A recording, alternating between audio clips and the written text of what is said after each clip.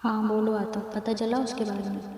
اذان جو ابھی زینی کے بارے میں ہی سوچ رہا تھا کہ اچانک اپنے موبائل پر آتف کی کال کو آتا دیکھ کر اٹھ کر بیٹھ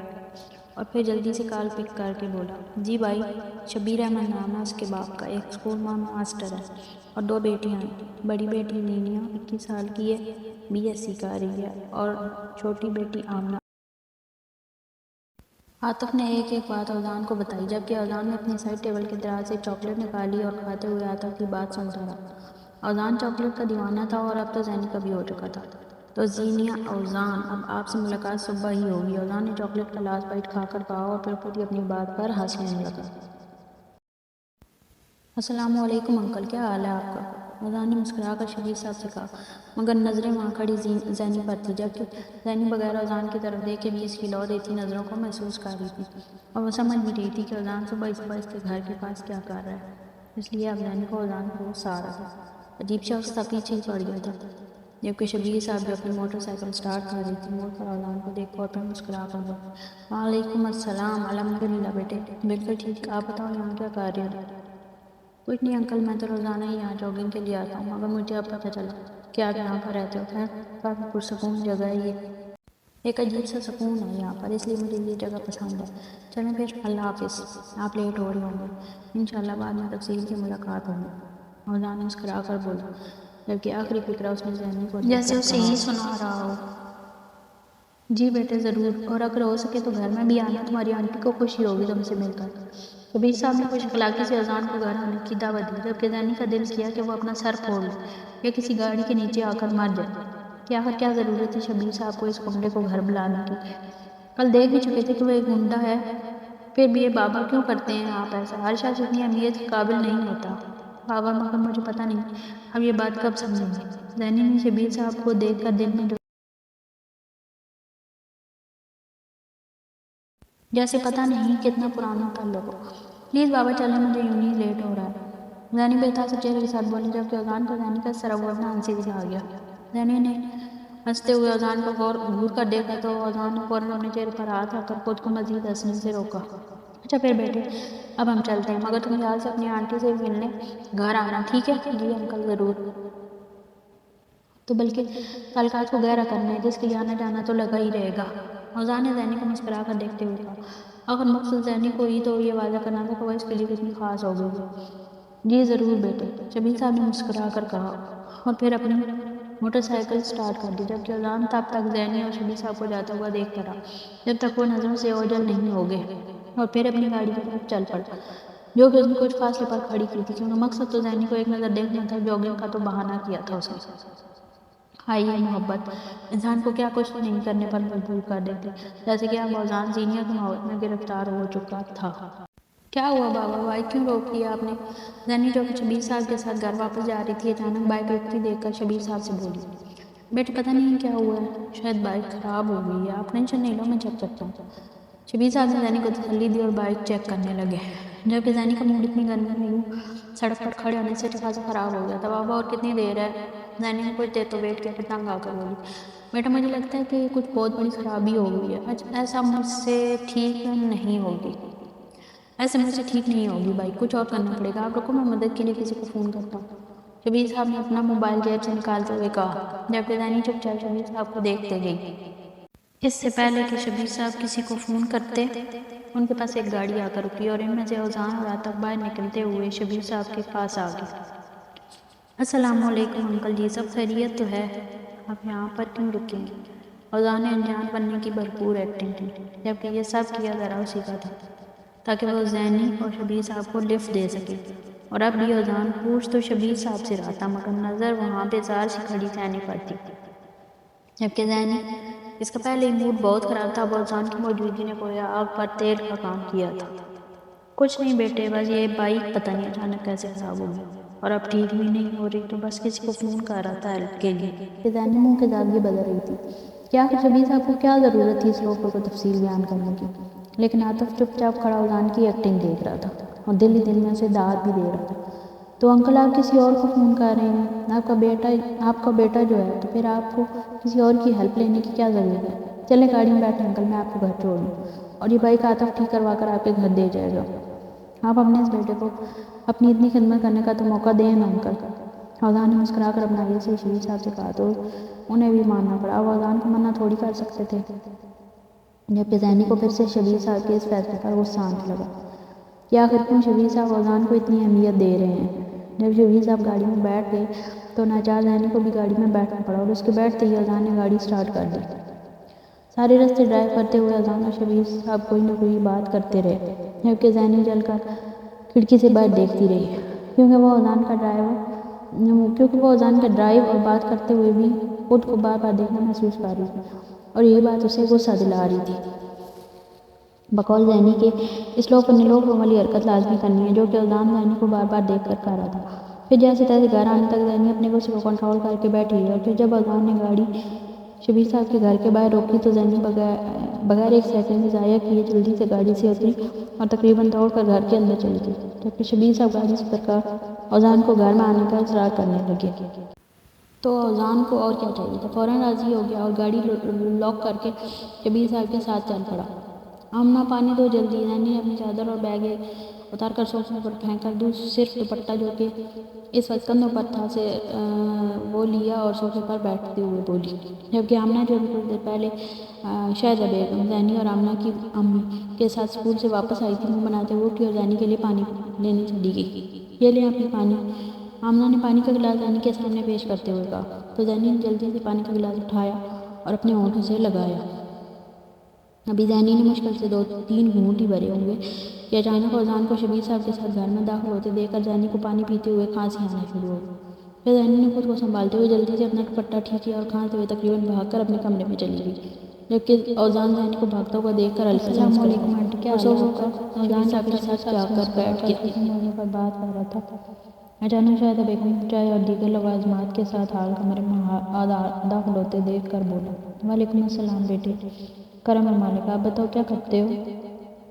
شاہدہ بیگم نے جھک کر سب لوازمات کو صوفے کے سامنے موجود چھوٹی سی ٹیبل پر رکھا اور پھر مسکرا کر شبیر صاحب کے ساتھ بیٹھتے ہوئے بولی، آنٹی جی بس کچھ خاص نہیں کرتا ہوں، یعنی کہ کوئی اچھا کام نہیں کرتا ہوں جیسے کہ انکل نوکری کرتے ہیں، مگر اب میں سوچ رہا ہوں کہ کوئی اپنا الگ کاروبار کروں، جو انشاءاللہ میں بہت جلد کرنے کا ارادہ رکھتا ہوں۔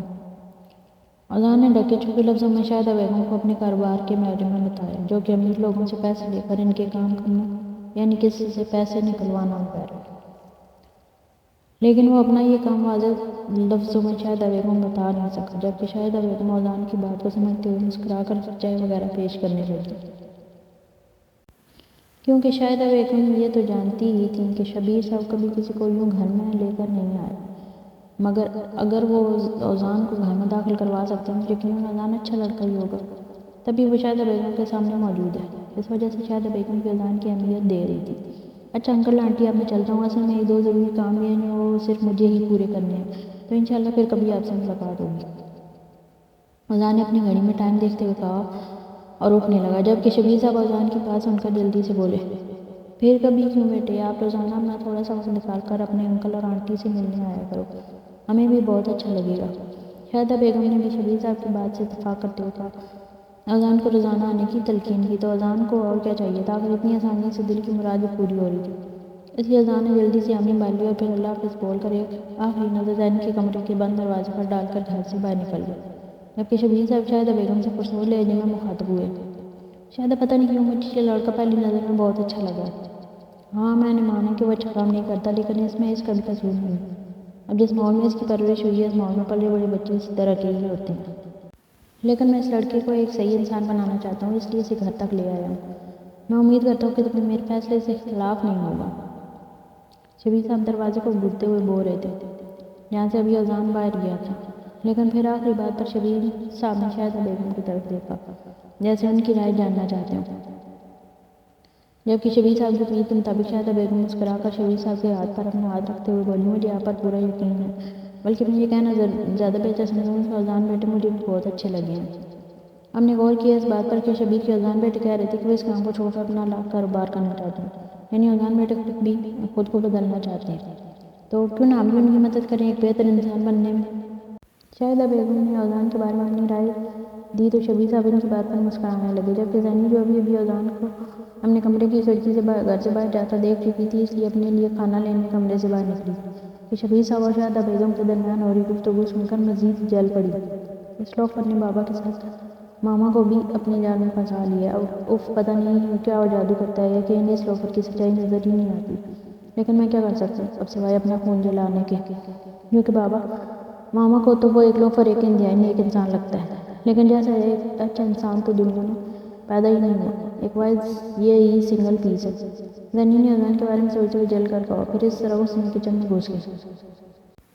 کیا ہوا آپ پھر رک کیوں نہیں؟ آمنہ نے زینی کو دیکھ کر اسے رستے میں روکنے کی وجہ جاننی چاہیے، جبکہ زینی نے پھر سے پیچھے مڑ کر اچھی طرح دیکھا اور پھر بغیر کچھ بولے دوبارہ آمنہ کا ہاتھ پکڑ کر تیزی سے چلنے لگی۔ آج زینی اور آمنہ کے کپڑے سلوا کر ٹیلر سے واپس لانے تھے، مگر شبیر صاحب کی طبیعت کچھ ناساز تھی، اس لیے زینی آمنہ کو لے کر خود ٹیلر کی شاپ پر چلی گئی تھی۔ ٹیلر کی شاپ شبیر صاحب کے گھر کے قریب ہی تھی اور کپڑے لانے ضروری بھی تھے کیونکہ کل آمنہ کے اسکول میں فیئر ویل پارٹی تھی، جس کے لیے آمنہ کو کپڑے چاہیے تھے۔ اس لیے زینی کے اصرار پر شبیر صاحب نے زینی کو آمنہ کے ساتھ ٹیلر کی شاپ تک جانے دیا، اس لیے اب وہ دونوں اپنے کپڑے لے کر واپس گھر آ رہی تھیں۔ مگر زینی کو بار بار شک ہو رہا تھا جیسے کوئی کافی دیر سے ان دونوں کا پیچھا کر رہا، مگر جب بھی جھک کر پیچھے مڑ کر دیکھتی تو وہاں کوئی موجود نہ ہوتا، تو پھر زینی اسے اپنا وہم سمجھ کر دوبارہ چلنے لگ جاتی۔ ابھی زینی آمنہ کے ساتھ تیزی سے اپنے گھر کی طرف جا ہی رہی تھی کہ اسے پھر سے اپنے پیچھے کسی کے چلنے کا احساس ہوا، تو زینی نے چلتے ہوئے اچانک مڑ کر پیچھے دیکھا، تب اسے اذان اپنے پیچھے آتا ہوا دکھائی دیا، جبکہ زینی کے اچانک مڑ کر دیکھنے سے رک گیا اور ارد گرد دیکھنے لگا۔ اذان جب سے زینی اور آمنہ ٹیلر کی دکان سے باہر نکلی تب سے ان کا پیچھا کر رہا تھا، مگر پھر جب زینی اذان کے چلنے کی آواز سن کر رک جاتی تو اذان زینی کے پلٹنے سے پہلے جلدی سے بھاگ کر چھپ جاتی، مگر اس دفعہ زینی نے بغیر رکے اچانک مڑ کر پیچھے دیکھا تو اذان کو اپنے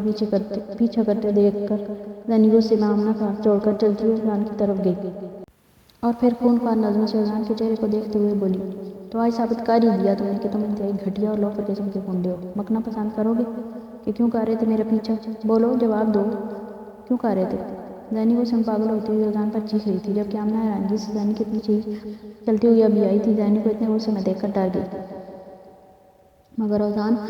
جس پر زینی غصہ کر رہی تھی وہ بجائے ڈرنے کے زینی کو دیکھ کر مسکرانے لگا اور پھر مسکراتے ہوئے بولا، ایسے آپ کو کوئی زیادہ ہی خوش فہمی نہیں ہے میڈم؟ میں آپ کا یوں پیچھا کروں گا؟ کوئی ایسی بھی مجھے آپ سے جنونی محبت نہیں ہوگی جو میں ایسے کام کروں گا؟ ہاں مانا کہ میں گنڈا ہوں، مگر آج تک میں نے کبھی کسی لڑکی سے بدتمیزی تو دور کی بات کبھی بات تک نہیں کی۔ تو یہ آپ مجھ پر سراسر الزام لگا رہی ہیں، اس لیے اپنی سوچ اور زبان دونوں کو لگام دیں۔ اور رہی بات آپ کے پیچھے آنے کی، تو میں آپ کا پیچھا نہیں کر رہا تھا، بلکہ کچھ آوارہ لڑکے آپ کے پیچھے آ رہے تھے جنہیں میں نے بھگا دیا، مگر کوئی اور بھی یہ کام کر سکتا تھا، تو میں چٹکی کو صحیح سلامت گھر پہنچانے کے لیے آپ کے پیچھے آ رہا تھا تاکہ چٹکی کو کوئی تکلیف نہ ہو۔ اذان نے زینی کی بات اور لہجے پر آنے والے اپنے غصے کو بہت مشکل سے کنٹرول کیا اور پھر دھیمے لہجے میں بہت کانفیڈنس کے ساتھ زینی کی آنکھوں میں دیکھتے ہوئے جھوٹ بولا، جبکہ آمنہ خود کو چٹکی کہنے پر ہی شاکڈ ہو کر اذان کو دیکھنے لگی، مگر آمنہ کے برعکس۔ زینی نے بے تاثر چہرے کے ساتھ اذان کو کچھ دیر تک دیکھا اور پھر ساس لہجے میں بولی، کر دی مدد، بہت شکریہ، اب تم جاؤ، مجھے تمہاری مدد کی کوئی ضرورت نہیں ہے اور دوبارہ تم مجھ سے جتنا ہو سکے اتنا دور رہو گے۔ Is it clear? چلو آمنہ، زینی نے اذان کی آنکھوں میں دیکھتے ہوئے غصے سے دانت پیس کر کہا اور پھر آمنہ کا ہاتھ پکڑ کر تیزی سے چلنے لگی۔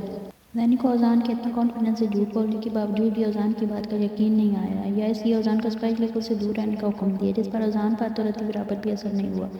مگر اذان زینی کو جاتا ہوا دیکھ کر ٹھنڈی سانس ضرور بھر کر رہ گیا تھا۔ یار زینی، کیوں کرتی ہو تم مجھ سے اتنی نفرت؟ کیوں یار؟ حالانکہ میں تم سے اتنی محبت کرتا ہوں، مگر تمہیں میری محبت نظر نہیں آتی، پھر تم میری محبت کو جان بوجھ کر نظر انداز کرتی ہو۔ اذان اس وقت اپنے کمرے میں موجود بیڈ پر لیٹا ڈیری ملک چاکلیٹ کے بائٹ لے کر زینی کے بارے میں سوچ رہا تھا۔ وہ ایسے ہی تھا، چاکلیٹ کا بہت بڑا دیوانہ، جب دکھی ہوتا تب چاکلیٹ کھاتا، جب خوش ہوتا تب چاکلیٹ، مطلب اسے چاکلیٹ کھانے کے بہانے چاہیے ہوتے تھے، اسی وجہ سے اس کے پاس ہر وقت کوئی نہ کوئی چاکلیٹ ضرور موجود ہوتی تھی۔ کیا کروں یار، نہیں رہ سکتا تمہیں دیکھ کے بغیر، اگر تم ہو کہ جب بھی تمہارے گھر میں موجود ہوتا ہوں تم میرے سامنے ہی نہیں آتی، جس وجہ سے میں تمہیں دیکھ نہیں پاتا، اس لیے تو تمہارا پیچھا کر رہا تھا، لیکن تم کتنی باتیں سنا دی مجھے۔ اذان نے زینی کے رویے کو یاد کرتے ہوئے کہا، ٹھیک ہے نہیں آؤں گا تمہارے سامنے اب۔